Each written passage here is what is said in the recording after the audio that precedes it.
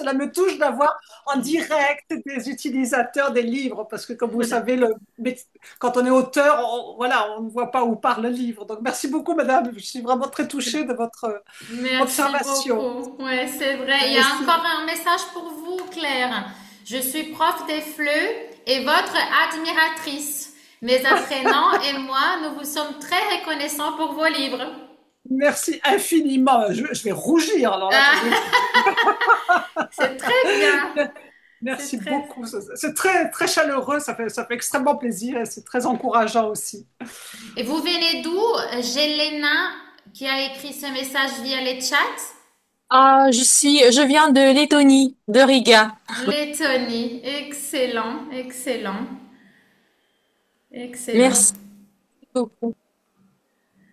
Montréal, Portugal, Allemagne. Ah, c'est excellent. Los Angeles, Los Angeles aussi. oui. Très bien. Ukraine. Oh là Oh, là. bonjour à l'Ukraine. Slava Ukraini. Героям слава. Merci beaucoup pour votre soutien. Je soutiens beaucoup les Ukrainiens à Paris.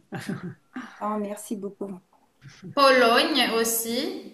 Emilia de Pologne vient de se connecter. On arrive à 53 personnes. Italie arrive aussi. Nairobi.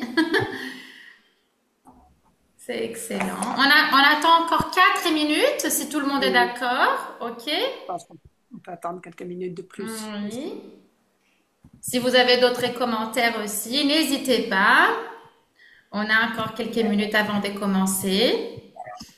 Je m'associe aussi aux vœux et à l'admiration pour Claire Miquel, dont les travaux nous aident quotidiennement. Je pense aussi à Vite et Bien. J'avais eu la chance de l'avoir déjà d'un webinaire avec Vite et Bien. Bon, c'est pas le même éditeur, mais Grammaire en dialogue, je l'utilise au niveau A2, A1, A2 et aussi B1. Et effectivement, l'idée du dialogue permet vraiment de faire un travail tout à fait complet de lecture, de compréhension, de repérage des verbes et des objectifs grammaticaux. Et puis après, évidemment, les exercices sont magnifiquement bien réalisés. Et je l'utilise aussi quotidiennement dans mon école, enfin dans mes écoles, parce que j'enseigne dans deux établissements. Et j'ai beaucoup aussi Vite et Bien, soit le premier volume, soit le deuxième volume, qui est aussi intéressant. Voilà. Merci infiniment, monsieur. Vous enseignez où? J'enseigne à Fribourg, en Suisse, À Fribourg, en et Suisse. notamment justement à des élèves et des réfugiés ukrainiens. Ah Donc ben j'ai voilà. beaucoup de Bon. classes avec des réfugiés ukrainiens qui utilisent beaucoup, enfin je leur fais utiliser et nous devons utiliser notamment Vite et Bien, mais aussi Grammaire en dialogue que Mhm. j'utilise en faisant en leur remettant le livre ou en faisant parfois des photocopies, ce que je ne devrais Ah pas ben, dire à Clé internationale. Mais j'autorise. effectivement, Pour les mais Ukrainiens, effectivement, j'autorise mais tout. effectivement, on utilise aussi le livre complet et c'est vrai que il est parfait pour les éléments, les objectifs grammaticaux. Je crois que c'est vraiment le meilleur de l'offre euh, dans une offre assez pléthorique hein, d'ouvrages, de méthodes. Il y en a vraiment. On est souvent bombardé de nouvelles méthodes, c'est normal. Mais celui-là, c'est vraiment un livre de base, je dirais vraiment, qui nous Merci sert beaucoup, monsieur. vraiment Merci. pour la base de Je nos cours. peux, excusez-moi, monsieur Passia, je peux faire un comment? J'aime bien Vite et Bien aussi, mais je Oui. trouve que c'est très rapide. Ah, c'est fait Là, pour, hein, c'est dans Mais le titre. C'est le ouais. titre, hein. c'est extrêmement rapide. Dites, Mais je C'est le l'aime aussi, titre. mais ce n'est Ouais, pas pour les Oui, étudiants c'est le lents, je pense. concept. Oui. Mais c'est le j'aimerais vous concept. dire que Vite et Bien est bien édité par Clé Internationale Ah oui, aussi, hein. Oui, oui, excusez-moi. oui, oui. Excusez-moi, parce que je mélange un peu parce on a plusieurs méthodes. On a aussi principalement la méthode Et atelier en Suisse, dans les écoles clubs Migros. On utilise Ah oui. atelier. Mais effectivement, c'est vrai que vite et bien. Nous, on l'appelle des fois lentement et mal pour se moquer un peu. Euh, la méthode. Mais j'en ai fait des collègues qui trouvent aussi que ça va assez vite, surtout pour des A1. oui, Pour des oui, A1, ça va très On pourrait vite. en parler si vous voulez, parce qu'il y a C'est bien des... Voilà, l'objectif aussi, n'est-ce Voilà. pas? voilà, c'est l'objectif parce Et que il y a d'autres commentaires ici, hein. ouais, J'adhère au mot d'Henriette. J'utilise beaucoup les livres des Claire Miquel. On parle vite et bien est top. Et il y a des personnes qui me demandent des accès à ces méthodes, vite et bien, et la collection en dialogue. Donc, pour rappel, on aura des codes d'activation ou des liens issus pour les feuilletages de ces ouvrages. Donc, pour ceux et celles qui ne connaissent pas les ouvrages ou qui ne connaissent pas la version actuelle, vous aurez l'occasion de feuilleter ces ouvrages au long de la semaine parce que je vais envoyer les accès à tout le monde qui est présent à ces webinaires. Donc, je pense on peut commencer. Donc, petit récapitulatif. Le chat est là, donc vous pouvez intervenir à tout moment. N'hésitez pas à poser vos questions. Si Claire souhaite y répondre immédiatement, on fera ça. Sinon, on aura 10 minutes, quelques minutes à la fin de ces webinaires pour les questions-réponses. Claire Miquel, comme vous les savez tous, est autrice de plusieurs ouvrages chez Clé International, des ouvrages de la collection progressive. Elle est aussi la créatrice de la collection en dialogue, les ouvrages des Vite et Bien. Et elle va nous parler aujourd'hui de la nouvelle édition de la grammaire en dialogue niveau intermédiaire. Moi, je suis Raïssa Assini, déléguée pédagogique pour Clé International en Amérique latine et en Afrique. Donc, je reste aussi à votre disposition. Et Claire, je vous passe la parole. Merci beaucoup. Donc, bonjour à toutes et à tous. Je dois dire que c'est vrai que la technologie permet quand même quelques petits miracles, comme le fait de se retrouver parmi, dans toutes sortes de nationalités, toutes sortes d'origines. C'est vraiment très, très, très, je trouve ça miraculeux, véritablement. Donc, je suis très contente de vous parler et je suis particulièrement contente de parler à des collègues puisque je voudrais tout d'abord me présenter comme professeur. Je suis d'abord fondamentalement et irrémédiablement un professeur.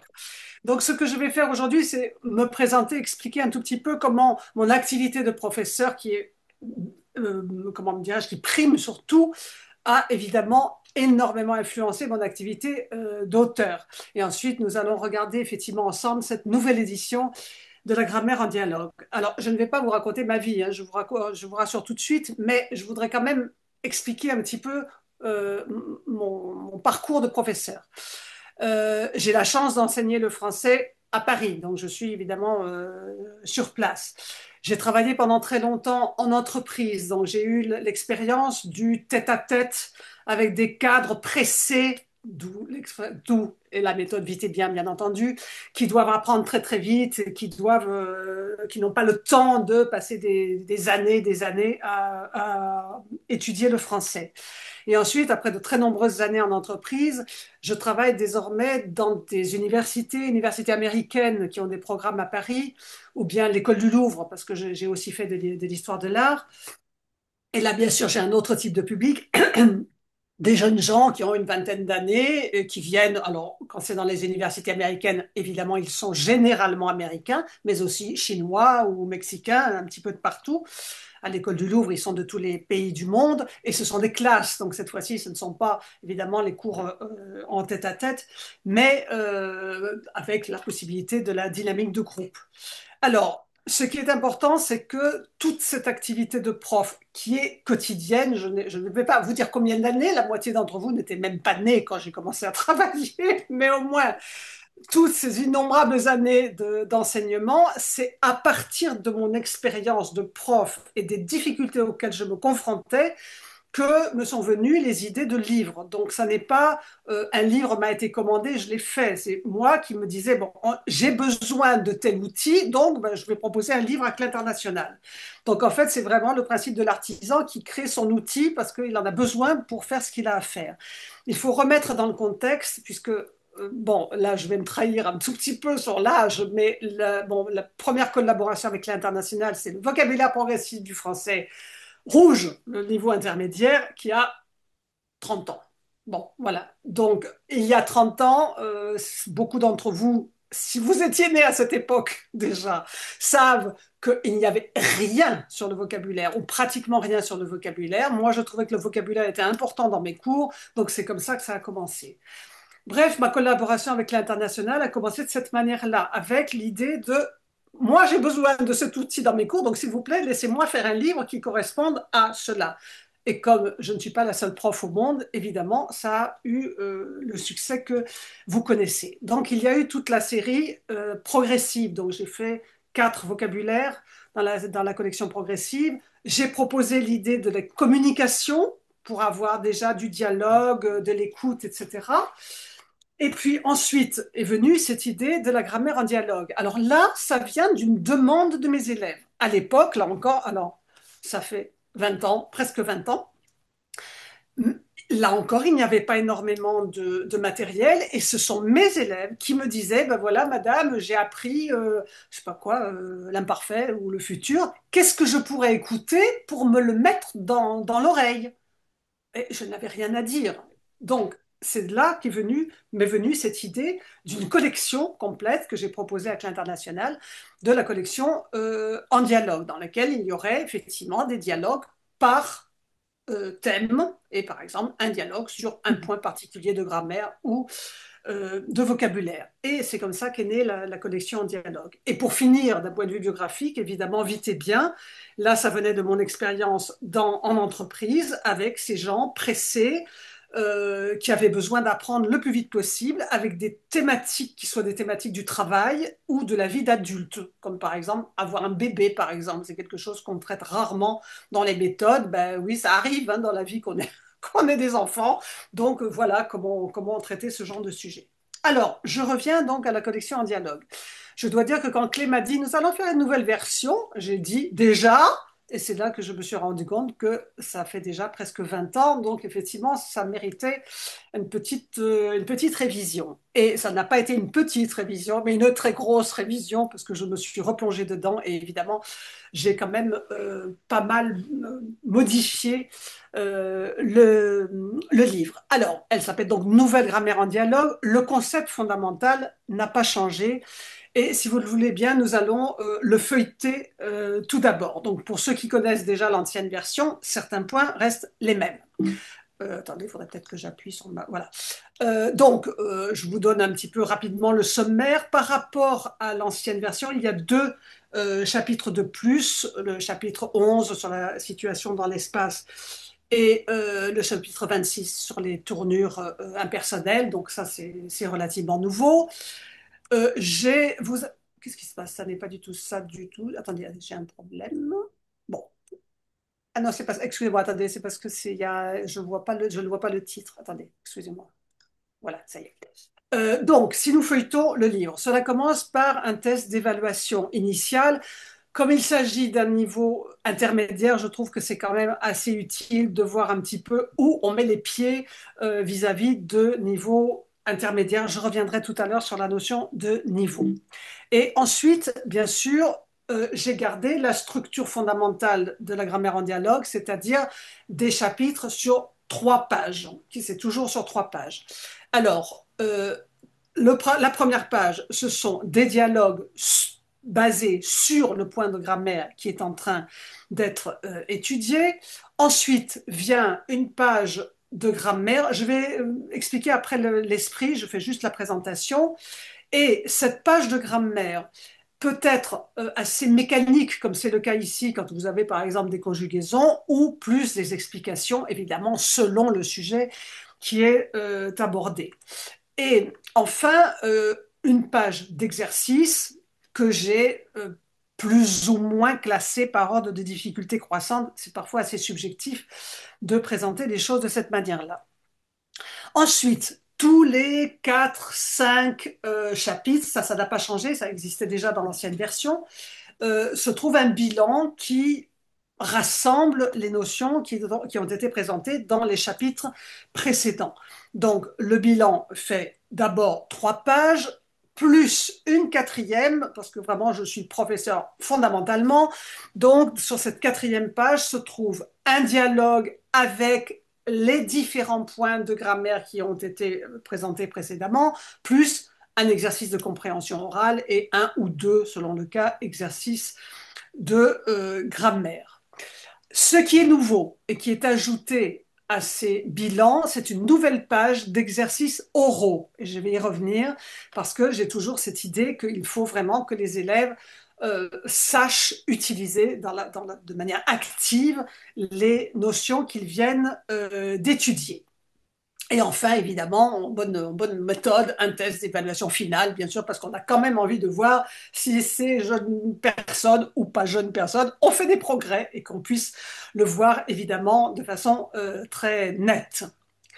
Alors, pour finir, pardon, excusez-moi, j'avais oublié de vous dire, pour finir, bien sûr, des tableaux de conjugaison, ça ne fait jamais de mal. Ici, comme il s'agit d'un niveau intermédiaire, il n'y a pas le présent, par exemple, ou le passé composé, mais les temps qui sont principalement étudiés ici. Et enfin, le corrigé de tous les exercices, y compris, je vais y revenir, des exercices ouverts, donc dans lesquels je propose toujours une forme de corrigé. Alors, par rapport à l'ancienne version, ce qui est nouveau, c'est qu'il y a beaucoup plus de dialogues, puisqu'il y en a 70 au lieu de 59, donc il y en a quand même 11 de plus, et dans ces 70 dialogues, il y en a 38 qui sont nouveaux. Donc j'ai changé quand même pas mal de choses. Ensuite, ce qui est nouveau, ce sont les exercices oraux, bien entendu. Et puis, j'ai quand même modifié, évidemment, quand on relit, on s'aperçoit que telle explication n'était pas toujours aussi claire qu'elle aurait pu être, ou tel exercice pouvait être modifié. Donc, il y a quand même pas mal de modifications de ci et de là.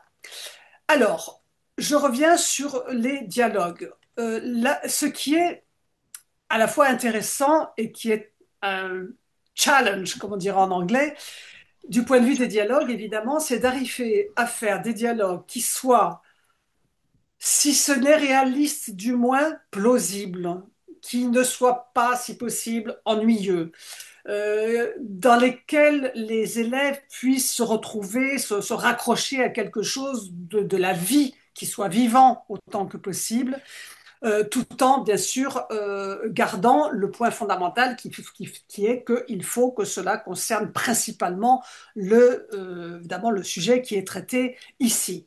Alors, pour que cela soit le plus vivant possible, j'ai énormément varié les personnages. Donc, les personnages ont des âges différents. Déjà, ça va de l'enfant jusqu'à la personne âgée, en passant par l'adolescent, la jeune personne, l'adulte, etc.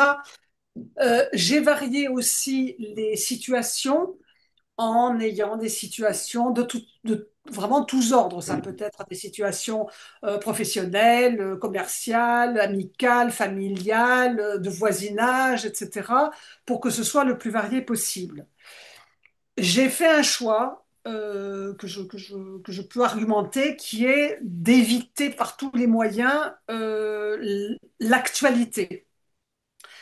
J'explique pourquoi. Parce que, comme disait Cocteau, la mode, c'est ce qui se démode.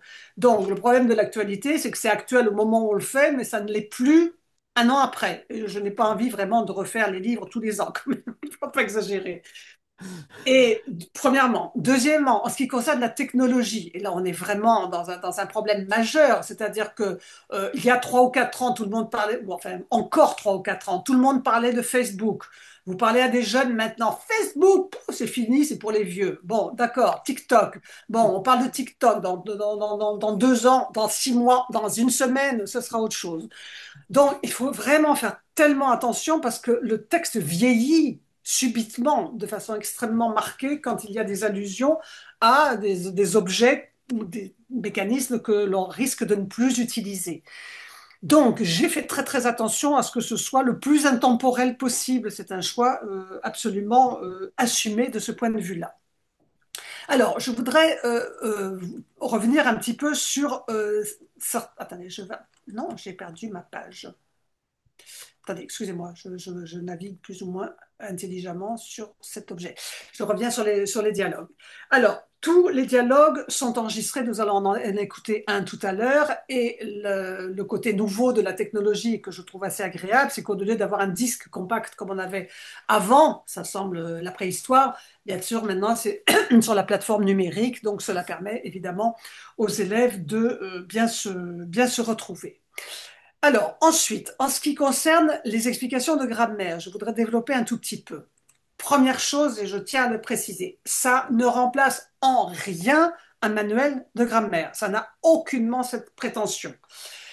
C'est plutôt une sorte de d'aide-mémoire, je dirais. C'est un rappel des notions fondamentales, mais ça n'a pas d'autre ambition que d'être un simple rappel. Pour moi, cela ressemble un petit peu aux notes que peut prendre un élève dans un cours quand on lui parle, par exemple, voilà, des structures au conditionnel, voilà, il note un certain nombre de choses. C'est à peu près de cet ordre-là. Mais ça ne peut pas remplacer ni le cours, parce qu'évidemment, rien ne remplacera le cours. Je suis une militante du professeur en vrai, en chair et en os, en face de ses étudiants, bien entendu. Et c'est juste un aide-mémoire. En ce qui concerne donc les exercices, alors, ils sont donc classés plus ou moins par ordre de difficulté croissante. C'est parfois subjectif et je peux très bien imaginer que certains d'entre vous, mes collègues, vous pourriez dire, ah ben non, moi je trouve que tel exercice est plus difficile. Il y a quelque chose de subjectif, je ne peux pas le nier.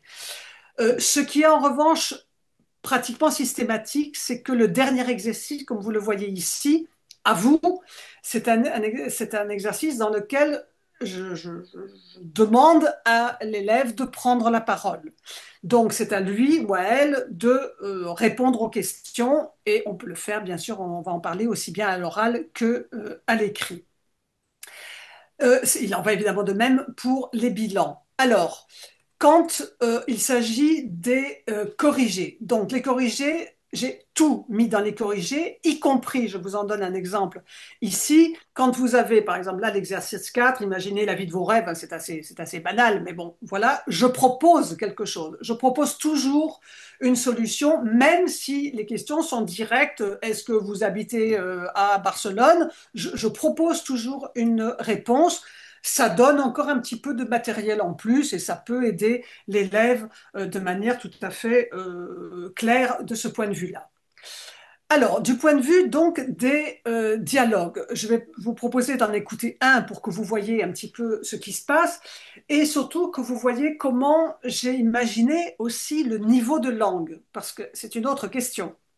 On a des situations de la vie quotidienne diverses et variées. Quel niveau de langue choisir, premièrement, et quel vocabulaire choisir? Alors, j'ai essayé, et c'est assez difficile, et ça peut être critiquable dans certains cas, et évidemment, ça dépend de la nationalité des élèves, mais j'ai essayé d'avoir une sorte de vocabulaire de base pas trop difficile, parce que je trouve que quand on est en train de travailler un point de grammaire, on ne peut pas courir deux lièvres à la fois, comme on dit. C'est-à-dire que je pense que si l'élève se concentre sur le point de grammaire, il ne peut pas en même temps se concentrer sur d'assez importantes difficultés lexicales. Donc j'ai essayé de choisir un vocabulaire assez général, assez usuel, qui correspond bien évidemment au niveau B1. Parfois, j'ai estimé que certains mots n'étaient pas forcément très faciles et donc, comme vous le voyez ici, vous avez assez souvent des remarques de vocabulaire, c'est-à-dire un mot, par exemple, je ne suis pas tout à fait sûr qu'un élève de niveau par exemple, pardon, B1 connaisse le mot cloison. Bon, on connaît peut-être mur, maison, toit, mais peut-être pas cloison. Donc voilà, je donne une explication pour faciliter les choses. Du point de vue du niveau linguistique, j'ai choisi un registre usuel. Donc, ça n'est pas du français littéraire, absolument pas, c'est du dialogue. Donc, bien entendu, c'est du français oral, usuel, correct, de temps en temps un tout petit peu familier, évidemment jamais vulgaire, parce que la vulgarité, déjà, ce n'est pas du tout évident de la donner du point de vue pédagogique, Mais ça, on le fait en cours avec comment dirais-je, toutes les précautions d'usage. On dit attention quand vous utilisez ce mot, faites attention, etc., etc. Évidemment, dans un livre, ça ne peut pas être le cas. Donc, c'est un registre usuel de façon à ce que les élèves, à la fois, entendent le fameux point de grammaire qu'ils sont en train de travailler et qu'en même temps, ils soient plus ou moins préparés à la réalité de la communication en français. Parce que, évidemment, et surtout quand vous habitez, quand les élèves étudient le français dans tous les pays du monde, comme la plupart d'entre vous, ou la plupart d'entre vous habitent, le problème, c'est que si par hasard ils viennent en France, ou s'ils ont à travailler avec des Français, même à distance, il y a une certaine différence entre ce qu'on apprend, évidemment, en classe, et puis la réalité de la communication dans la vie réelle. Donc, mon idée, c'était d'aider un peu ces élèves. Excusez-moi, je dis toujours élèves et pas apprenants. Je déteste le mot apprenant et j'aime beaucoup le mot élève. Donc, pardonnez-moi, je suis un peu vintage, mais j'utilise le mot élève.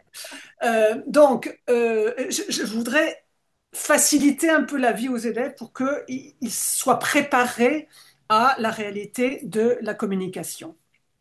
Alors, je vous propose d'écouter juste un dialogue parmi d'autres. Il n'est pas trop long, donc c'est pour ça que je l'ai choisi ici, pour que vous voyez un petit peu l'esprit dans lequel cela se passe. Elle serait comment, cette maison? J'aimerais bien arranger cette petite maison, mais je n'arrive pas à trouver d'idée. À mon avis, il faudrait tout changer. Vous pourriez casser cette cloison ici. Cela vous permettrait de faire une grande pièce. Comme ça. Ah oui, ce serait bien, je crois. Ouais, ça me plairait d'avoir une grande pièce. Et où est-ce que vous mettriez la porte de la cuisine? Ah, je ne mettrai pas de porte. Je ferai plutôt une cuisine américaine. Ça ouvrirait la pièce. Et il ne faudrait pas changer les fenêtres? J'ai l'impression qu'il y aurait plus de lumière si on ouvrait d'autres fenêtres. Vous avez raison. On pourrait faire 2 grandes fenêtres de ce côté. En fait, ce serait peut-être mieux d'installer des porte-fenêtres qui ouvriraient sur une terrasse. Mais il n'y a pas de terrasse. Ah, bien, il faudra en construire une. Vous auriez une vue magnifique et un très bel espace. Évidemment, cela représenterait un certain budget. Je pourrais aussi revendre cette maison et en chercher une autre. Bon, voilà, c'est un petit peu l'idée, voilà, de type de dialogue. Et nous allons voir tout à l'heure, je vais bien sûr parler de la façon dont on peut utiliser ces dialogues. Alors, il y a dans cette nouvelle grammaire en dialogue 2 types d'enregistrements. Je vais être assez franche avec vous. Donc, il y a 2 types d'enregistrements. Il y a les enregistrements, c'est le cas ici, qui existaient déjà dans la première version, qui est extrêmement naturel, comme vous le voyez ici. Bon, les enregistrements de la deuxième version, personnellement, je les trouve un tout petit peu trop articulés, un tout petit peu trop artificiels. Mais bon, c'est quand même, quand on est étranger, je pense que ça n'est pas un très gros problème parce qu'on a envie d'entendre du français et ça peut passer très bien. Mais peut-être vous sentirez, si vous utilisez la nouvelle version, qu'il y a une certaine différence selon les dialogues dans la façon dont les acteurs les Elle serait conçoivent. comment? Non, j'ai appuyé sur le mauvais bouton. Alors, ensuite, du point de vue des enregistrements, je voudrais aussi vous montrer un petit peu ces nouveaux exercices que j'ai ajoutés au bilan, que sont les exercices oraux. Alors, ce sont des exercices de structure, ils sont assez mécaniques, mais justement pour aider l'élève à avoir une sorte de familiarité, de solidité, de confiance quand il utilise une nouvelle structure grammaticale, par exemple. Alors, je vais vous faire écouter donc un de ces exercices pour que vous voyez comment cela fonctionne. Bilan numéro 7. Exercice oraux. Exercice 1. Transformez les phrases avec l'expression avoir beau plus infinitif. Exemple. Même si elle est intelligente, elle ne comprend pas tout. Elle a beau être intelligente, elle ne comprend pas tout. 1, Même si tu insistes, il ne viendra pas. Tu as beau insister, il ne viendra pas. 2, Même si je fais du sport 2 fois par semaine, je me sens fatigué. J'ai beau faire du sport 2 fois par semaine, je me sens fatigué. Bon, j'arrête là, vous voyez comment ça se passe. Donc, tout est oral. Donc, l'élève peut très bien juste écouter Il a l'exemple, il a la phrase, un petit silence et ensuite il a la correction. Alors j'ai pris volontairement cette expression avoir beau qui est extrêmement difficile pour des étrangers, pas du tout évidente alors qu'elle est extrêmement usuelle évidemment en français. Mais donc à chaque bilan vous avez une page d'exercices oraux et bien entendu le corrigé se trouve là aussi dans Bilan mais non, j'arrête pas d'appuyer sur le mauvais. Pardon, excusez-moi. J'ai oublié la période Covid où on avait des cours avec Zoom et je fais des petites erreurs de manipulation, excusez-moi. Voilà, donc c'est juste pour vous présenter cet aspect-là de la nouvelle grammaire en dialogue. Alors maintenant, je voudrais parler de deux points importants. Première chose, le niveau. À quel niveau s'adresse ce livre? Alors, bien sûr, c'est marqué B1, oui. Puisque je suis avec des collègues, je pense que nous pouvons parler de façon un peu directe. Bien entendu, il y a ce fameux cadre européen. Bien entendu, il est commode, ça facilite les choses et c'est assez commode de pouvoir dire, voilà, c'est un niveau A2, B1, etc., etc. Cependant, vous savez tous que, évidemment, c'est horriblement difficile d'arriver à exactement déterminer le niveau d'un élève, parce que rien n'est standardisé, premièrement. Deuxièmement, vous serez d'accord avec moi que si vous êtes italien et que vous apprenez le français, vous n'êtes pas le même débutant que si vous êtes japonais. Donc, selon la langue d'origine, évidemment, même un débutant n'a pas le même niveau. Deux autres aspects, et là aussi, vous le savez parce que vous le pratiquez, vous le voyez, quelqu'un qui parle déjà 4 langues et dont le français est la 5e va évidemment apprendre infiniment plus vite que quelqu'un dont c'est la première langue de sa vie. Donc, voilà, comment dire ah, c'est un débutant ou ah, c'est enfin, A1 ou A2, B1, etc. C'est assez flou et cela dépend vraiment de la langue d'origine et puis voilà, des capacités personnelles, de la mémoire, des talents personnels, bien entendu. Donc, à la fois, c'est commode, et bien sûr, il faut avoir cette notion de niveau, et en même temps, il faut avoir la souplesse pour se rendre compte que ça n'est pas inscrit dans le marbre.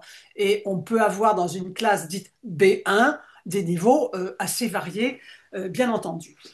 Alors, moi, j'aime bien garder un peu cette idée de niveau intermédiaire. Là encore, je suis un petit peu vintage en disant intermédiaire, puisqu'on a le cadre européen, mais je trouve que cette idée d'intermédiaire correspond quand même assez bien à la réalité dans laquelle on est un peu entre deux, quelqu'un qui n'est plus un débutant, qui n'est pas d'un niveau avancé et qui se débrouille plus ou moins bien dans la langue. Et c'est exactement le niveau de cette grammaire en dialogue intermédiaire B1. Donc, je récapitule. Si la personne vient d'une langue latine, certains chapitres seront faciles. Pas tous, bien entendu. Il y en a d'autres qui seront exactement au niveau ou même peut-être un peu difficiles. Si quelqu'un vient d'une langue très éloignée du français, je pense justement par exemple des asiatiques ou je sais pas, japonais, coréens, etc., ça peut être presque un niveau B2. Si on a des gens de culture européenne, par exemple, qui ont déjà une assez bonne connaissance du français ou qui sont venus en France parce qu'ils habitent en Europe, etc., cela correspond tout à fait. Donc, il y a une souplesse dans l'utilisation, évidemment, au point de vue du niveau du livre, et c'est le cas, je pense, d'à peu près tous les livres, d'ailleurs, tous les manuels de FLE ou de langues étrangères en général. Alors maintenant, ce que j'aimerais faire avec vous, c'est vous montrer un petit peu ou parler des diverses utilisations possibles de l'ouvrage. Je vais revenir en arrière. Voilà. Euh, Premièrement, l'ouvrage fonctionne de façon tout à fait possible en auto-apprentissage. Si quelqu'un vous dit j'aimerais bien travailler tout seul dans mon coin, c'est tout à fait possible parce que c'est tout en un, ce qui est le but. D'autant plus maintenant qu'il y a la plateforme numérique et donc on n'a même pas besoin d'avoir un lecteur de DVD comme c'était le cas dans l'ancienne version. Donc la personne a le dialogue, les explications de grammaire, les exercices, les corrigés, les exercices oraux. La personne peut très bien se débrouiller toute seule, à travailler toute seule, c'est tout à fait possible. Bon, bien entendu, je l'ai quand même conçu comme soit livre de cours, soit complément de cours. Et là, il y a toutes sortes d'utilisations possibles. Du fait de la pratique de prof que j'ai, et je vais ajouter quelque chose dans ma pratique de prof que j'ai obligé de dire tout à l'heure. Je dois dire très honnêtement que je n'ai à l'origine aucune formation officielle en FLE. Ça trahit un peu mon âge, ça n'existait pas de mon temps.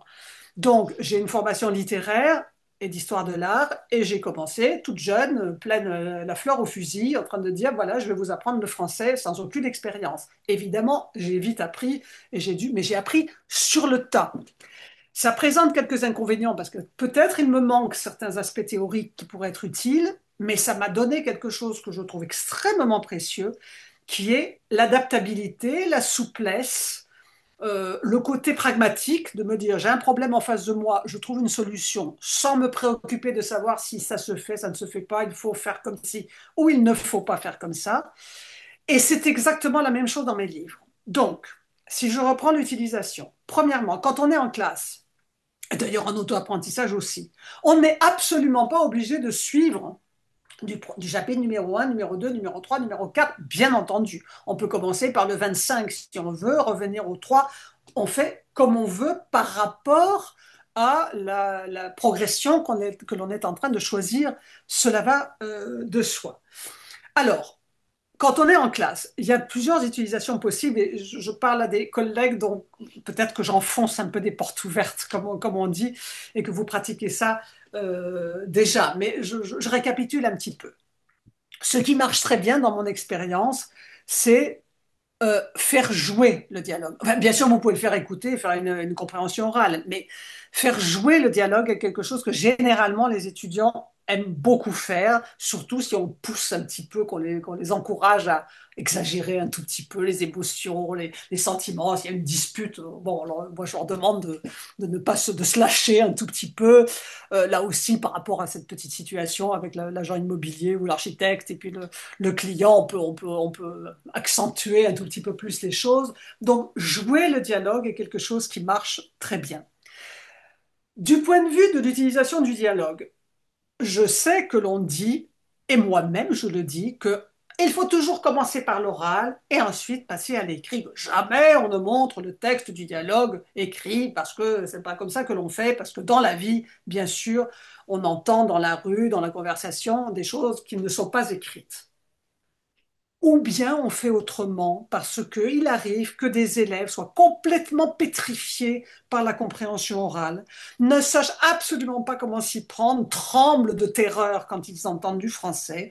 Moi, ça m'est arrivé de dire, voilà, je vous donne le dialogue, vous le lisez tranquillement, vous l'étudiez, vous entendez les mots, et ensuite vous l'écoutez pour faire le lien entre l'oral et l'écrit. Et puis ensuite, vous ne regardez plus le texte et vous ne faites que l'écouter parce que ça a calmé une angoisse chez certains élèves qui ont ce type de problème. Donc, même là, je ne suis pas dogmatique du tout. On fait comme on veut, comme on peut, et selon ce qui correspond le mieux à ce dont a besoin l'élève. Donc, bien sûr, c'est à vous de choisir ce que vous voulez faire.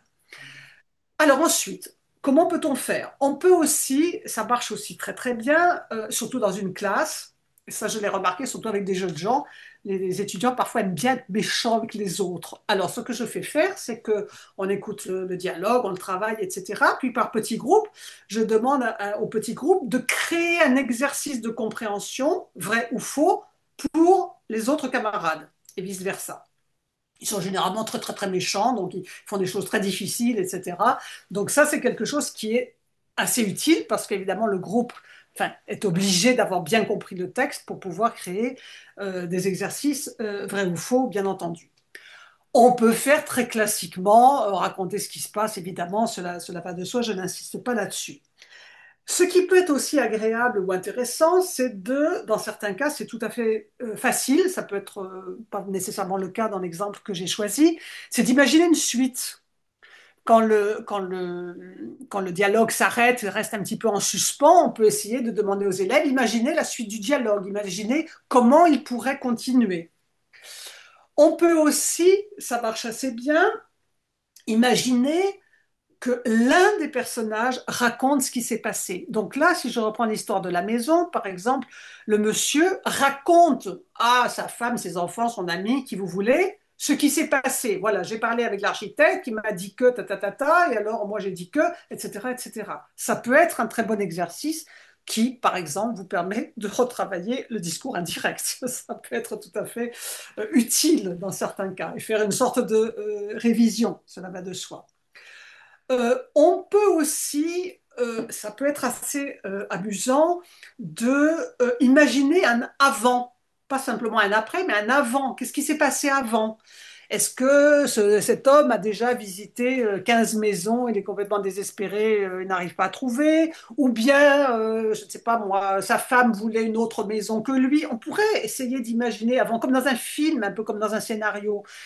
Donc, on peut aussi, je continue à donner les idées que j'ai mises en pratique, pas toutes le même jour, hein, bien sûr, mais selon le cas, faire passer de l'oral à l'écrit. Donc, par exemple, à partir du texte oral, demander aux élèves de faire un petit texte écrit. Alors, soit de raconter ce qui s'est passé, soit de faire comme si c'était un mail, par exemple. Ça marche assez bien. Donc, le personnage écrit un mail en disant, voilà, j'ai vu l'architecte, etc. Donc, non plus à l'oral, mais à l'écrit, en travaillant les problèmes d'accord, d'orthographe, etc., etc. Donc, vous voyez que, étant donné la variété des sujets et la variété des situations, la variété des âges, des statuts sociaux, etc., vous pouvez vraiment développer autant que vous voulez à partir d'un simple pur dialogue. Bien entendu, vous pouvez travailler le vocabulaire aussi, cela va de soi. Si vous êtes là, par exemple, pour l'agent immobilier, pour l'architecte, vous pouvez très bien, évidemment, faire un rappel du vocabulaire de la maison. Cela va de soi, évidemment. Donc, à partir de ce travail, de ce matériel, vous avez toutes sortes d'utilisations possibles. Je dirais qu'il en va de même aussi. Attendez, Elle serait mais non, comment, je ne veux cette pas maison? écouter ça. Ah, pardon, excusez-moi, je fais des erreurs de. J'aimerais... Mais non, voilà. C'est la même chose avec les exercices oraux. Là aussi, vous pouvez les travailler de différentes manières. Bien sûr, je les ai conçus pour qu'ils soient oraux. Mais vous pouvez toujours les faire à l'écrit, ça ne fait jamais de mal, bien entendu, de le faire à l'écrit. Et si quelqu'un a des difficultés assez importantes, vous pouvez très bien le faire d'abord à l'écrit et ensuite à l'oral. Ça peut être tout à fait utile, ça peut calmer des étudiants anxieux. Je ne sais pas quelle est votre expérience, mais moi, ça m'arrive assez souvent d'avoir des élèves un peu timides, qui manquent de confiance en eux et qui n'osent pas tellement parler, peut-être même dans une classe. Donc, ça calme, par exemple, de dire, ah, ça y est, j'ai bien compris ma structure, oui, et en plus, je peux le répéter. Certains élèves ont besoin de voir la phrase écrite. Vous pouvez très bien donner le corrigé et puis le dire avec le corrigé, et puis après sans le corriger. Donc, bien sûr, dans tous ces cas de rapport entre l'oral et l'écrit, vous avez toutes sortes de possibilités d'utilisation du livre. Enfin, tout bêtement, selon le contexte dans lequel vous êtes, et là c'est peut-être un autre aspect du livre que vous pouvez utiliser, par exemple, la dernière page du bilan, ça peut servir d'examen, hein, tout simplement, si vous avez besoin de faire passer des examens. Si je reprends en arrière, non, je ne vais. Elle Et serait... voilà, j'étais sûre que la maison allait revenir. Attendez, je reviens en arrière à mon bilan.